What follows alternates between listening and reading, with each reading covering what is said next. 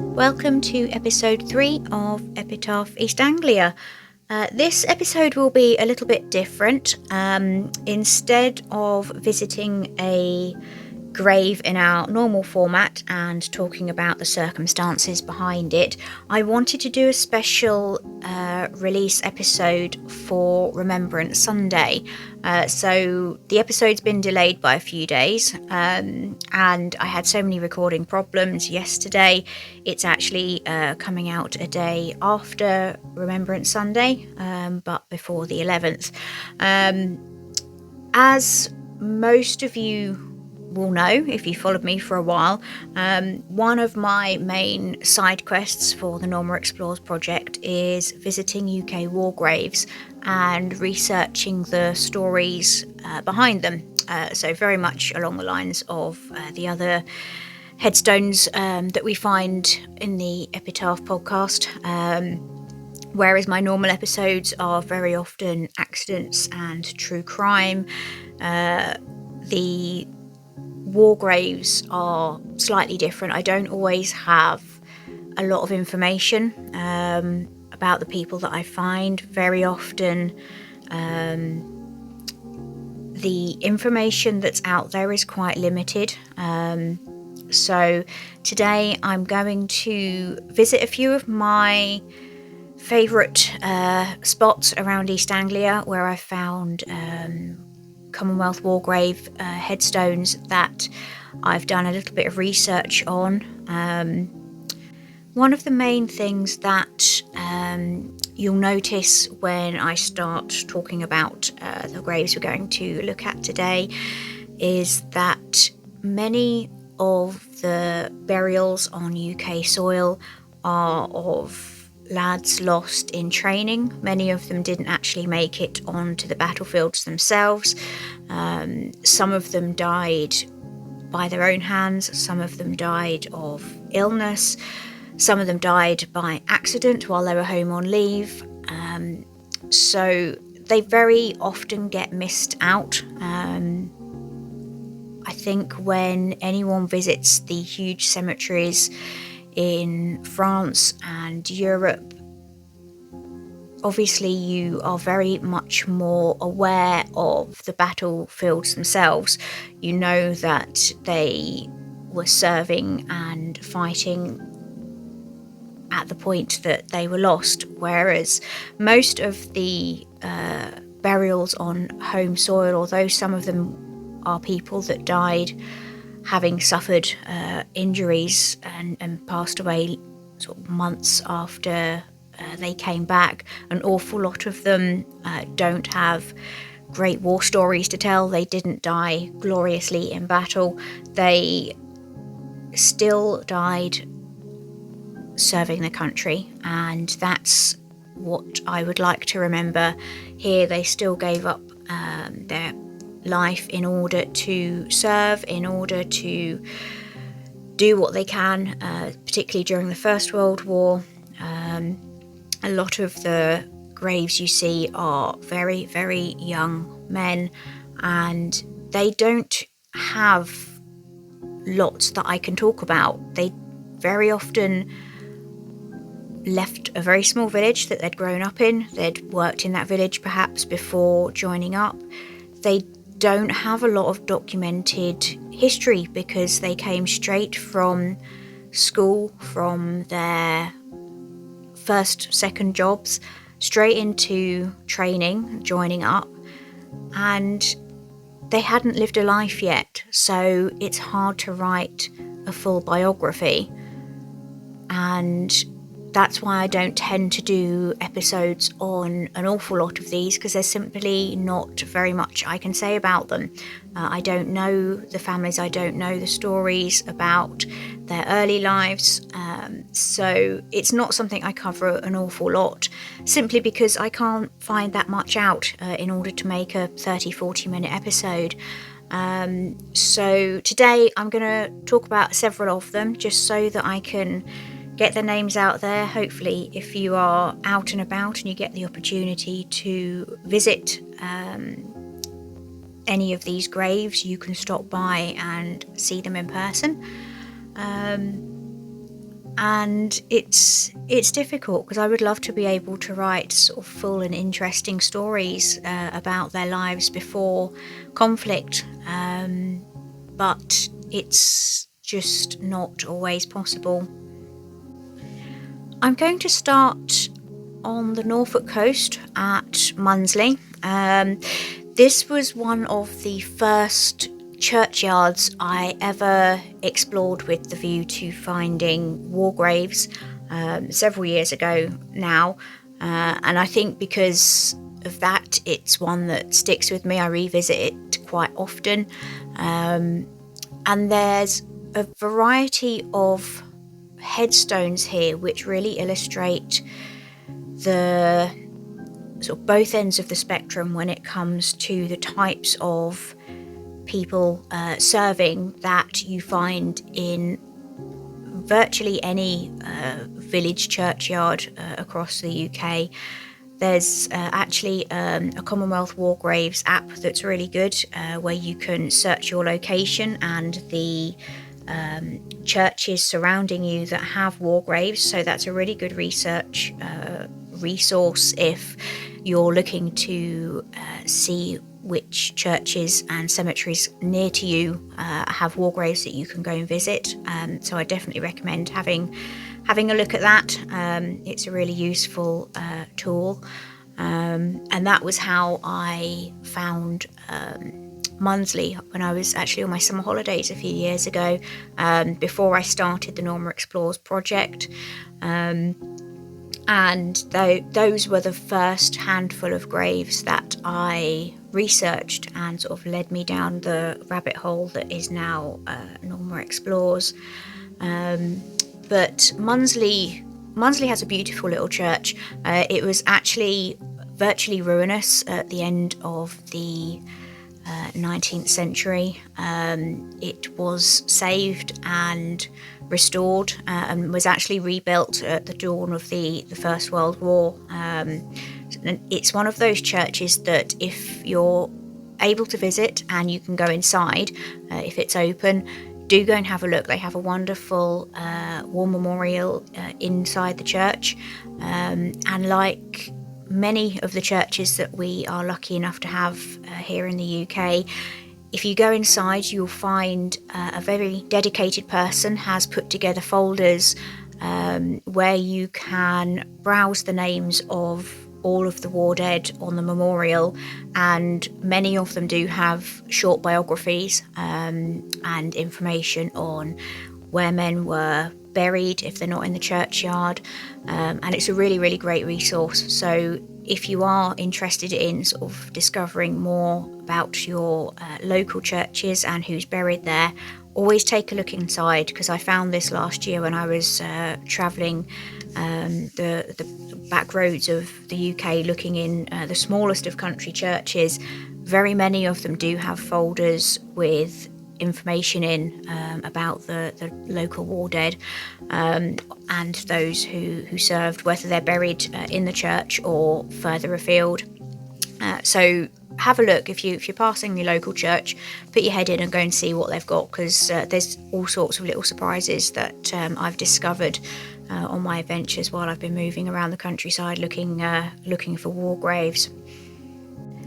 The Commonwealth War Graves Commission has 12 identified war graves at Munsley.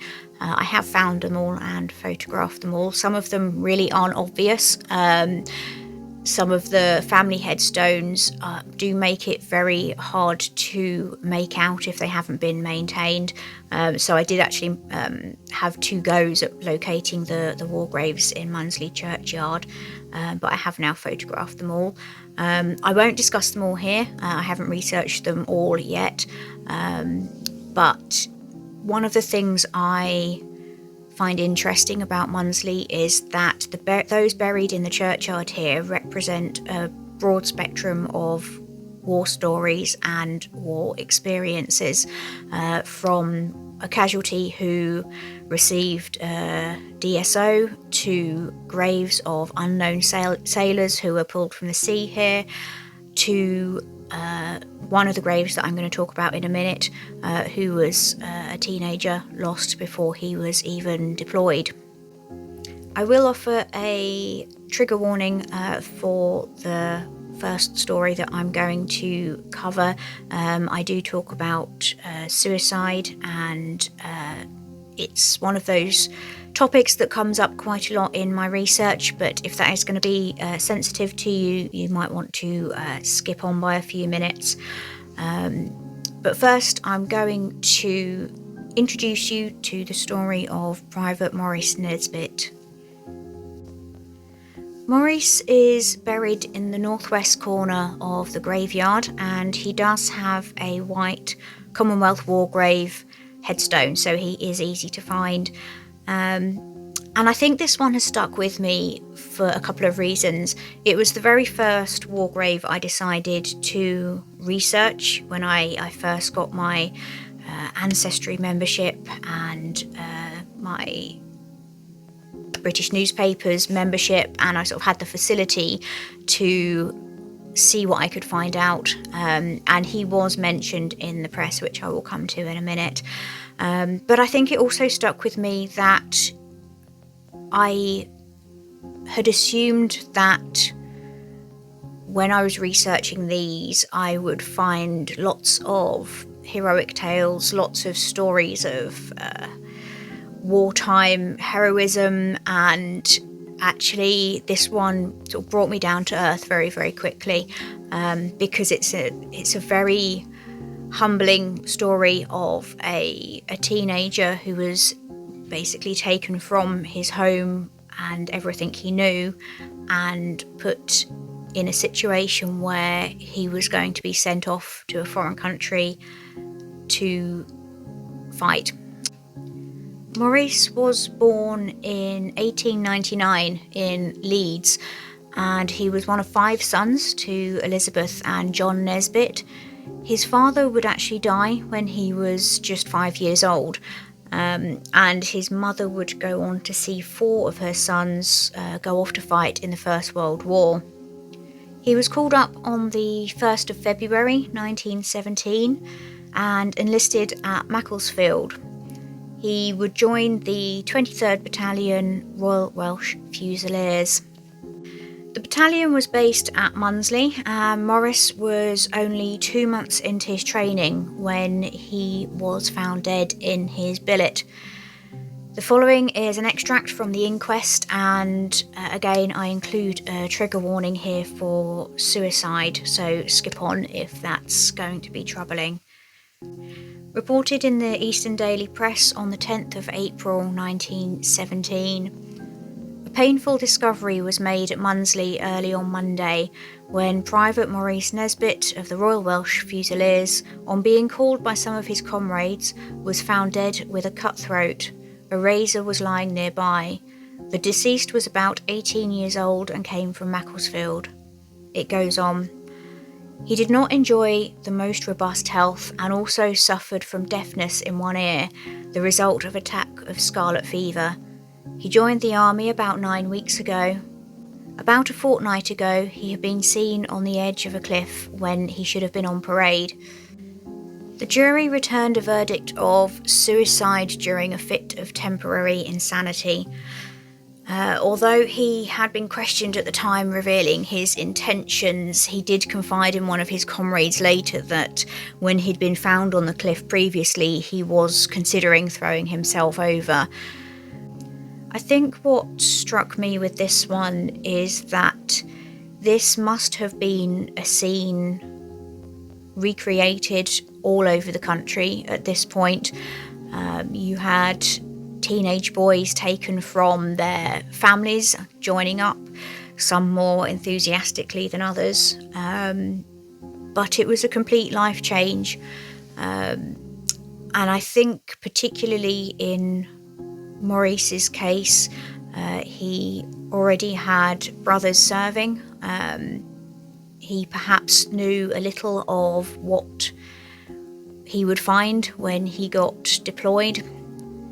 One of the things I dwell on quite a lot with cases like this is not only what happened to the person whose grave I'm researching, but the family that would have been left to deal with the aftermath of this.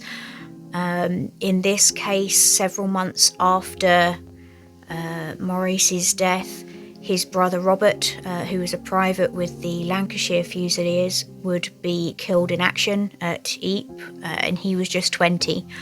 And that's something his mother, who'd already lost her husband, was having to deal with largely alone, although perhaps with the support of other families and parents who were in similar situations. She did have 2 of her sons join the Royal Navy, and they would survive the war. And there was a 5th brother who was actually a conscientious objector, and he undertook farm work during the conflict. That in itself was not an easy option. At the time, it wouldn't have been looked on favourably, and it's something that highlights what Maurice felt he needed to do, having joined up and gone off to training, only to find that actually it was more than he could take. In contrast to Maurice, who died while still in training, we also have the grave here of Major Thomas Henry Fielder Johnson, who served with the 6th Battalion Dorsetshire Regiment. Thomas was born on the 17th of November 1879. He arrived on the Western Front on the 13th of June 1915 as an officer in command of D Company, and by March of the following year was acting second in command of the battalion. He was wounded on the 6th of July 1916 and would subsequently be awarded a DSO, a Distinguished Service Order, a gallantry award recognising successful command operations. Thomas relinquished his commission on account of his ill health caused by his wounds and was granted the honorary rank of Major. Sadly, he would die on the 9th of March 1919 at just 39 years old. And I think one of the things which we have to assume is that he died as a result of the injuries that he sustained. Something that crops up quite often is the length of time between someone being injured and when they would die. Often quite a long time later. And I think that's the thing which, if you think about it too much, is one of the most depressing things out there, that he must have been suffering and uncomfortable for a significant amount of that time. I've seen cases, particularly with the First World War, where soldiers were brought back after being gassed. I've seen cases where they had horrific injuries from explosions which would eventually take their lives, but it would be months, and in one case more than a year, between those 2 events. And I think that's the thing that we need to remember, that it wasn't always just a case of being killed on the battlefield. A lot of the time, the soldiers that were brought back to die on home turf and are the ones that we find in our local cemeteries are the ones that truly suffered. Not only the physical injuries that they would be attempting to recover from, but the psychological impact of what they went through, both at the time they were injured and everything that happened afterwards. In the case of Thomas, he obviously survived for almost 3 years between his injuries and when he finally died. And although I don't know what those wounds were, they obviously were enough to cause him to leave the army. And in many cases would contribute to other illnesses. I've seen on a few occasions where someone would catch the flu or a respiratory issue, which would be impacted and made far worse and sometimes made fatal by the condition that they were already suffering. And I think that's one of the things that makes me sad about sometimes the graves in local cemeteries getting overlooked, shall we say, by an awful lot of people who choose to go and visit cemeteries overseas rather than taking the time to see what's local to them and finding out a little bit about the circumstances that brought men home. Thomas would actually have a brother, Edward, serving as a captain with the Royal Field Artillery, and he would be killed in action on the 5th of December 1917, and he was just 36 years old. And that's something, again, that crops up quite a lot. It's very rarely just one member of a family being lost during this war. It's the rabbit hole you end up down sometimes when you go and look at census reports to see who else was out there. And I've spent quite a lot of time researching extended family as you find more and more about sort of someone and their relatives that were fighting, and then you go off down a different tangent, and it's something that you could probably just keep doing forever. There's so many stories out there where you get to meet whole families without fully being able to tell their stories, but you can glean enough to know what it must have been like for the families that were still at home, and in some cases not knowing for months and years on end what was happening to their loved ones. The last grave that I'm going to comment on from Munsley for the First World War is one that I have very little information on, but you'll see why it's a memorable one. It's not a bright white Commonwealth War Grave Commission headstone, it's a grey family headstone, and it belongs to Private Walter George Earle. He was born in nearby Gimmingham in 1900, and his family actually lived in Munsley at 11 Railway Terrace. He served with the Queen's, the Royal West Surrey Regiment, and I don't know the cause of his death. I don't know why he came to die on home turf. I don't know whether he was serving and was injured and brought home, or whether he was awaiting deployment and died of ill health. I don't have that information. But when you visit his grave, you will see the saddest part of his story. The date of his death is the 11th of November 1918, Armistice Day.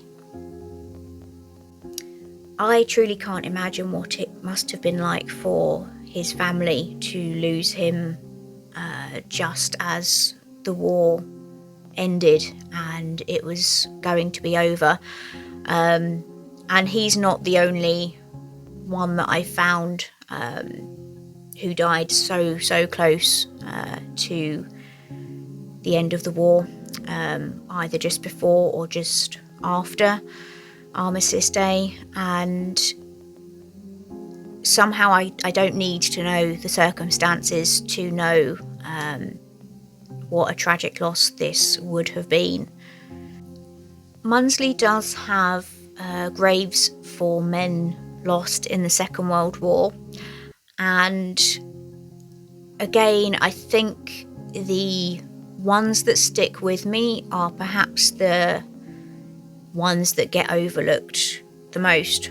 So the last grave I want to point out specifically is that marking the last resting place of a sailor of the 1939-1945 war who served with the Merchant Navy and was found on the 29th of February 1940.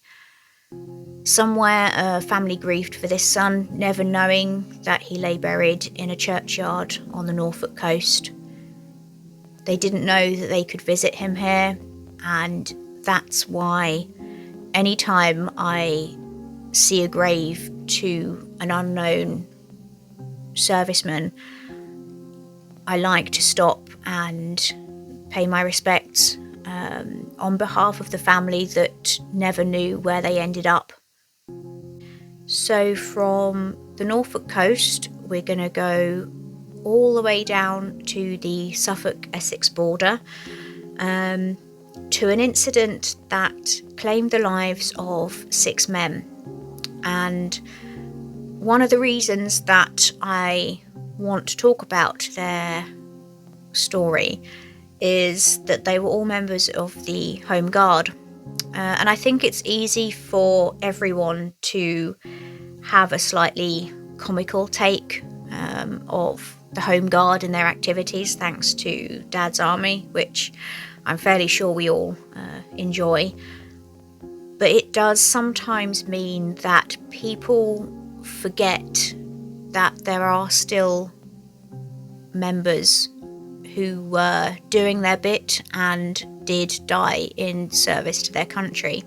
In this case, we have 3 of the men are buried in Sybil Hedingham, 1 in Castle Hedingham, 1 in Belchamp Walter, and another in Pentlow. And if you've been to my Substack, you may be familiar with this already. I did do an article about Pentlow Church last year. The incident takes place on the 23rd of April 1944, where members of the Home Guard, the 15th Essex Battalion, were attending a training exercise at Rectory Farm in one of the nearby villages. Captain Philp was giving a demonstration on how to deal with unexploded grenades. The captain was the battalion weapons officer and was experienced in handling explosives. During the demonstration, it's thought that some unstable gelignite detonated, perhaps due to the heat of the day, as there was a report of it being sat in direct sunlight at the time. At the inquest, it was stated that the captain had shown all due precaution with regards to the grenades that he was demonstrating, and had impressed upon the men watching that safety precautions needed to be observed. Unfortunately, on this occasion, the accident that followed claimed 6 lives, and 3 other men were injured but did survive. Those lost were Corporal George Chambers, aged 29, who's buried at Pentlow; Corporal John Partridge, aged 36, buried in Belchamp Walter; Captain John Phillip, aged 43, buried in Castle Hedingham; Sergeant John Cousins, aged 33, buried in Sybil Hedingham; Sergeant Thomas Furman, aged 45, buried in Sybil Hedingham; and Corporal Cyril Halls, aged 32, buried in Sybil Hedingham. The 3 men that were buried in Sybil Hedingham are all together. Their graves are next to each other, so if you find them, you can stop and see them all from the same spot. I think the other thing that this highlights is that actually the Home Guard weren't just made up of older men. The age range for the men in this incident is not old by far. The youngest of them at 29 and the oldest of them at 45. And this I've found in other cases with some other Home Guard graves that I've found, where they were young men who were unable to serve for a variety of reasons in the regular army. And I do notice them when I'm out and about. They do stand out. I think it's one of those things that mostly they are accident related, although I have found a couple where they were older men who died of natural causes while still serving. But it does illustrate the variety of reasons a serviceman might be found in a local churchyard, and this certainly is the biggest sort of tragic accident that I've come across on my travels, where so many men were lost in one incident. Next, I'm going to take a little trip back to the seaside, to the fast disappearing village of Dunwich on the Suffolk coast. Again, there's a handful of war graves to see here. Thankfully, the cemetery and the old church are a little bit inland, so safe for now. First up, we've got a brown-coloured headstone, not a Commonwealth War grave one, to Skipper Lieutenant Robert Woodgate. Robert was born in the nearby village of Wrestleton on the 23rd of December 1910. And in 1939, he married Edna Price, and they lived together at Gorse Cottage in the village of Dunwich. He served in the Royal Navy Reserve, and he was based at HMS Wildfire, which is a Royal Navy shore base. On the 20th of November 1946, he died of acute appendicitis at the Royal Navy Hospital in Chatham. Again, this is something that sometimes people are surprised by when the death date is outside of the years of conflict. But he died while still serving and of natural causes. The last stop here that I'm just going to briefly mention is at the very back of the cemetery. It's quite well hidden. You have to go all the way through all of the other graves right to a sort of back corner. But it is a white Commonwealth War grave headstone, so you can spot it. And this is the grave of Royal Marine Henry Booth. Henry was born in around 1921 to parents from St Albans in Hertfordshire. And when the war started, he joined the Royal Marines and was assigned to HMS Watchful. However, he was on board another vessel when he died. HMT Thistle was a civilian trawler requisitioned by the Navy in April of 1940. On the 8th of May 1941, it struck a mine off Lowestoft and sank. 10 of her 11 crew were lost, including Marine Booth, and he was just 20 years old at the time. His body was recovered and he was buried in Dunwich churchyard. I don't know why in some of these cases the families didn't bring their loved ones home. Sometimes it was a matter of cost, sometimes men were just buried in the closest place. I don't know what led to Marine Booth being buried in Dunwich, but he does have a very, very peaceful final resting place. It's a beautiful little cemetery extension close to the old leper hospital here in the village. And as I say, thankfully, a little way back from the encroaching waves. I'm going to finish up by taking you back to Norfolk and to a grave that will be very familiar to anyone that's followed me for a little while, because it's a chap that for some reason I really took to. I visit his grave quite often, and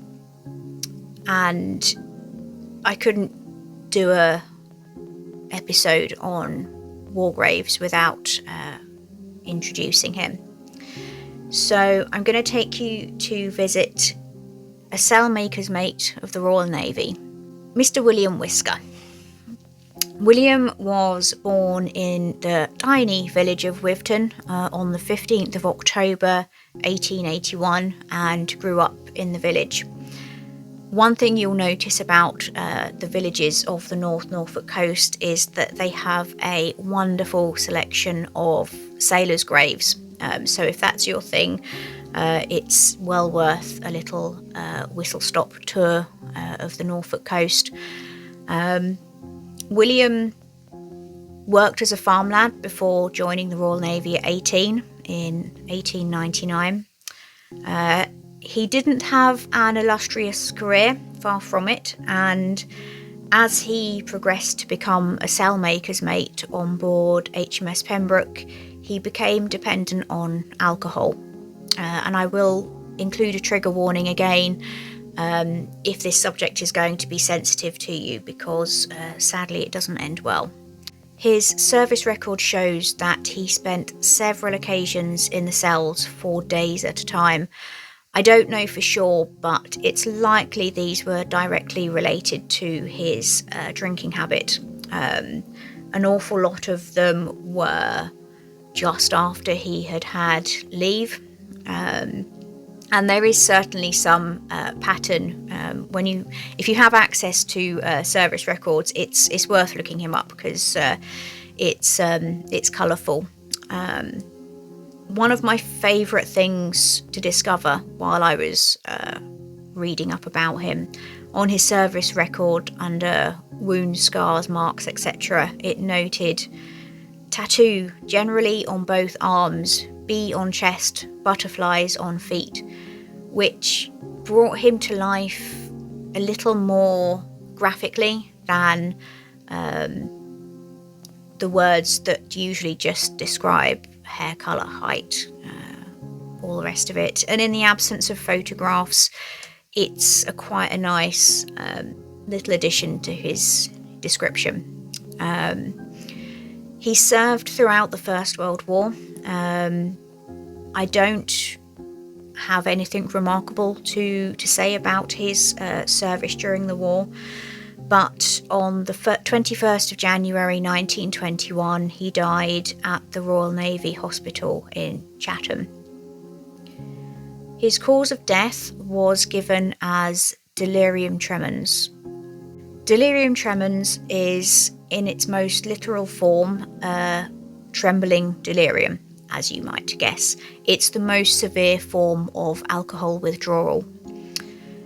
The condition can occur after an abrupt cessation of alcohol in those with chronic use, and it commonly affects those who have used alcohol heavily for long periods of time. I don't know much more about William. I don't know what he was like as a person, nor what brought about his reliance on liquor. But I'm sad to see another veteran of the First World War lost before the age of 40. William's grave sits just behind the church in Wivton. So if you are passing through, go and say hello and take a look at some of the other headstones in the graveyard here. There's some lovely carvings to be found if that's your thing.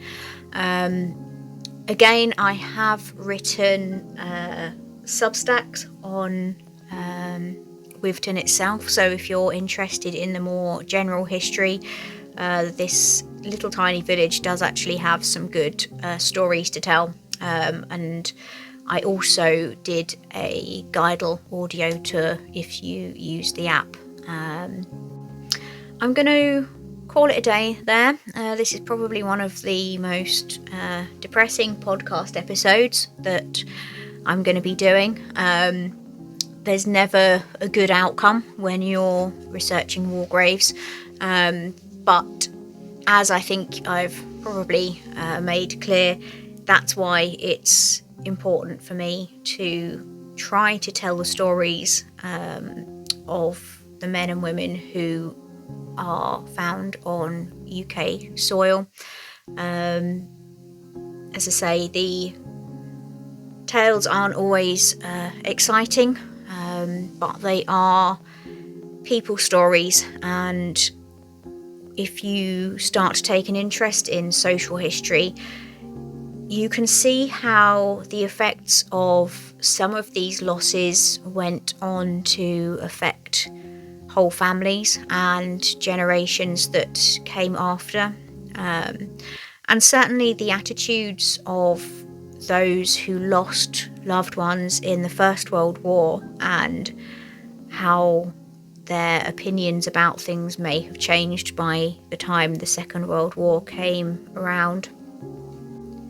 East Anglia has some wonderful churchyards, and next episode I will be getting back to my normal format of finding a specific grave to do a longer form podcast for. Sometimes it is very difficult to find enough information to talk about, which can make it interesting without recycling information or stories that have been told in multiple other places. I like to do my own research. I take an interest, I think, in headstones that aren't necessarily always that obvious, but that's the nice thing about doing a podcast like this, that I get to make the rules. And as I say, I wanted to do a slightly different episode for this one, for Remembrance Sunday. If you'd like a little bit more, there's an article I put out on Substack last year covering some of the more memorable headstones I'd found, not necessarily for obvious reasons, but that's on my Substack if you want to have a read of that. And back through my earlier posts on Instagram, there are very short snippets of information where, again, I haven't been able to find full stories and enough to do longer form articles, but I did used to make very short TikToks about some of the headstones that I had visited and the graves that I had managed to research. I don't use TikTok anymore, but some of those have previously been shared on Instagram, so by all means go back through the Norma Explores feed if you haven't done so already. And I do hope to get more content out there. I've had difficulty the last few months. As some of you know, I reopened my shop earlier this year, and so my travelling and research has been curtailed quite a lot, actually.